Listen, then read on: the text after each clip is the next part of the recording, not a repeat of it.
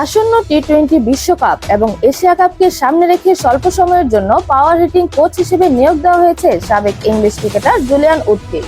কাজ শুরুর আগে মঙ্গলবার 12ই আগস্ট জাতীয় দল এবং ঘরোয়া ক্রিকেটের কোচদের নিয়ে একটি কর্মশালা করেছেন উড। আধুনিক ক্রিকেটে পাওয়ার হিটিং এর কোনো বিকল্প নেই, কিন্তু বাংলাদেশের ক্রিকেটাররা বরাবরই এক্ষেত্রে অনেকটা পিছিয়ে। এবার এই বিষয়ে পদক্ষেপ নিয়েছে বিসিবি। ক্রিকেটারদের পাওয়ার হিটিং এ প্রস্তুত করার জন্য বিষয়ক খ্যাতনামা কোচ জুলিয়ান উডকে 3 মাসের জন্য নিয়োগ দিয়েছে বিসিবি। ক্রিকেটারদের সঙ্গে পাওয়ার হিটিং নিয়ে এখনো কাজ শুরু করেনি উড, কারণ বর্তমানে ফিটনেস ট্রেনিং এ ব্যস্ত সময় কাটাচ্ছেন তারা। কয়েকদিনের মধ্যেই শুরু হবে স্কিল ট্রেনিং, আর তখনই কাজে লেগে পড়বেন উড। ক্রিকেটারদের নিয়ে কাজ শুরুর আগে আজ গেম ডেভেলপমেন্টের বেশ কিছু সদস্য এবং স্থানীয় কোচদের নিয়ে একটি কর্মশালা করেন উড।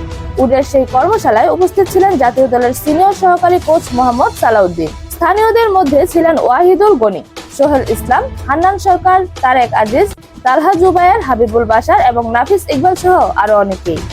শুধু পাওয়ার হিটিং নয়, আধুনিক ক্রিকেটে এগিয়ে যাওয়া এবং ব্যাটসম্যানদের অবারিত শট খেলা, রান পাওয়ার প্রবণতা এবং এর পেছনের কারণগুলো নিয়ে গভীর আলোচনা হয়েছে। ঘন্টা খানেকের লম্বা এই কর্মশালায় ইনপুট দিয়েছেন স্থানীয় কোচরাও। টি-20 ক্রিকেট আসার পর থেকেই পাওয়ার হিটিং এর লাগাতার উন্নতি করছে ইংল্যান্ড, অস্ট্রেলিয়া, দক্ষিণ আফ্রিকা, ভারতের মতো দলগুলো। অন্য দলগুলো এই কাজ না করায় বেশ ভালোভাবেই ভুগছে। খেলার গতি, প্রকৃতি, পরিস্থিতি, স্ট্রাইক নিয়ে কাজ করা সবকিছু মিলিয়ে বিশাল গ্যাপ দেখা যাচ্ছে। এবার সেই বিষয়ে নজর দিচ্ছে দলগুলো। বাংলাদেশে আসার ঠিক আগেই শ্রীলঙ্কান জাতীয় দলের সঙ্গেও কাজ করে এসেছেন উড।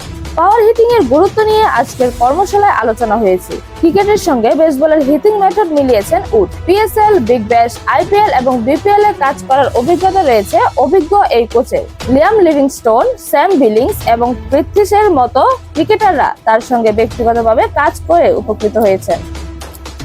এরকম আরো নতুন নতুন খেলার আপডেট পেতে অবশ্যই চ্যানেলটি সাবস্ক্রাইব করে রাখুন। ধন্যবাদ। প্লেবাজ নিউজ।